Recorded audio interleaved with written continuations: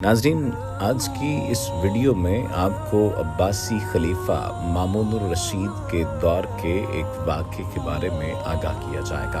अब्बासी खलीफा मामून रशीद की पुलिस के सरबराह अब्बास को एक बार खलीफा ने इंतहाई गुस्से की हालत में बेड़ियों में जकड़ा हुआ एक शख्स के हवाले किया और कहा कि सुबह इनकी खिदमत में पेश किया जाए। अब्बास उसे लेकर जेल की तरफ जाने लगे, लेकिन फिर ख्याल आया कि खलीफा इंतहाई गुस्से में थे। पता नहीं ये कितना ज़रूरी कैदी है, इसलिए इसे मेरी निगरानी में रहना चाहिए। ये सोचकर उन्होंने एहलकारों को ये कैदी अपने घर में नज़रबंद करने का हुक्म दे दिया। जब कैदी को अब्बास के घर नज़रबंद कर दिया गया तो उसने तजस्सुस के हाथों मजबूर होकर उसके बारे में पूछा, जिस पर कैदी ने बताया कि वो दमिश्क का रहने वाला है। अब्बास ने उससे पूछा कि वो किस कबीले से ताल्लुक़ रखता है, तो कैदी ने कहा कि वो अपनी कहानी तब तक नहीं सुनाएगा जब तक तुम अपने तजस्सुस की वजह बयान नहीं करोगे। अब्बास ने बताया कि एक बार वो दमिश्क के गवर्नर के यहाँ अफसर था। इसी दौरान वहाँ बगावत हो गई और वो गवर्नर समेत भाग गया। लोग पीछा कर रहे थे कि वो एक घर तक पहुंचा, जिसके मकीन ने न सिर्फ इसके लिए दरवाज़ा खोला बल्कि मकसूरा यानी मियाँ बीवी के खास हुजरे में छुपा दिया। जब बागी लोग आए तो उस नेक शख्स ने घर की तलाशी की इजाज़त दे दी। उन्हें कुछ न मिला तो वो लोग मकसूरा की तरफ बढ़े, लेकिन उसकी बीवी ने उन्हें अंदर जाने से रोक दिया। अब्बास ने कैदी को बताया कि उसके बाद उस अल्लाह के बंदे ने मुझ पर लुत्फ़ व करम का सिलसिला जारी रखा और अपने महल में एक अलग मकान भी दे दिया। मैं वहाँ 4 महीने तक रहा। इस दौरान उसने न मेरा नाम पूछा और न ही ओहदा मालूम किया।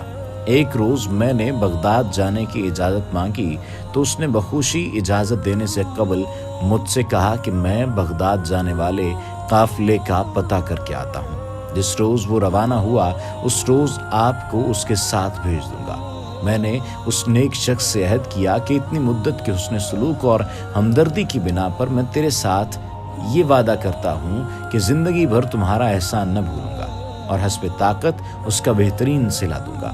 जिस दिन वो काफ़िला रवाना हुआ तो उस नेक शख्स ने मुझे घोड़ा, जोड़ा, तलवार, गुलाम और 2 खच्चरों पर सामान लाद कर दिया। अब्बास की कहानी सुनकर कैदी ने कहा कि तुम्हारे साथ उसने सलूक करने वाला आदमी मैं ही था। फिर उसने अपनी कहानी बताई और कहा कि दमिश्क में एक बार फिर बगावत हुई, जिसका इल्ज़ाम मेरे सर लगा दिया गया। उसके बाद मुझे गिरफ्तार करके इतना तशद्दुद किया गया कि जान निकलने को हो गई। फिर मुझे जंजीरों में जकड़ कर अमीरुल मोमिनीन के दरबार में पेश किया गया।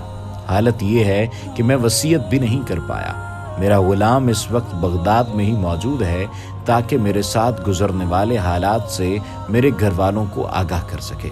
अगर तुम मेरे एहसान का बदला देना चाहते हो, मेरे गुलाम को बुला दो ताकि मैं उसे वसीयत कर सकूं। चुनांचे अब्बास ने गुलाम को बुलाया, जिसके बाद कैदी ने उसे वसीयत कर दी। वसीयत मुकम्मल होने के बाद अब्बास ने लोहार को बुलवाया और कैदी की जंजीरें तोड़वा दी। कैदी ने अब्बास से कहा कि मेरा जुर्म बहुत भयानक है और अगर मैं फरार हो गया तो अमीरुल मोमिनीन तुम्हारी गर्दन मार देंगे और मुझे भी फौज के जरिए पकड़कर कत्ल कर दिया जाएगा। लेकिन अब्बास ने फिर भी कैदी को फरार करा दिया। कैदी को फरार कराने के बाद अब्बास मौत को गले लगाने के लिए तैयार हो गया। उसने गुस्ल करके अपना कफन तैयार कर लिया। नमाज फजर के फौरी बाद खलीफा के दरबार में हाजिर हो गया। खलीफा मामून रशीद के पूछने पर अब्बास ने पूरी कहानी सुनाई और बताया कि वो उस कैदी के बदले में कत्ल होने को तैयार है, इसीलिए गुस्ल करके कफन साथ लाया है। खलीफा ने ये बात सुनी तो कहा, ए अब्बास, अल्लाह तुझे तेरे एहसान की जजा न दे।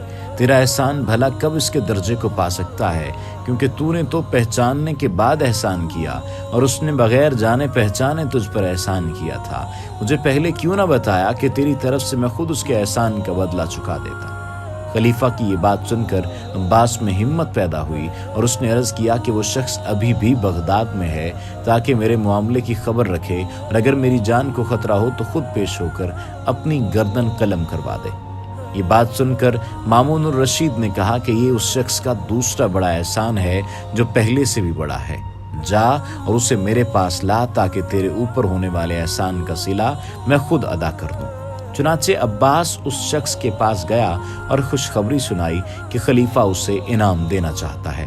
جب وہ شخص خلیفہ کے دربار میں پیش ہوا تو امیر المومنین نے اسے پاس بٹھا کر کھانا کھلایا، پھر اسے دمشق کی گورنری کا عہدہ پیش کیا، لیکن اس نے منع کر دیا، جس کے بعد خلیفہ نے اسے خلعت فاخرہ دے کر رخصت کیا اور دمشق کے گورنر کو اس کے ساتھ حسن سلوک کا حکم دیا۔ سچ کہتے ہیں کہ جب آپ صرف اللہ کی رضا کے لیے کسی کے ساتھ حسن سلوک کرتے ہیں تو پھر اللہ بھی آپ کو اس کا اجر ضرور دیتا ہے۔ وما علینا الا البلاغ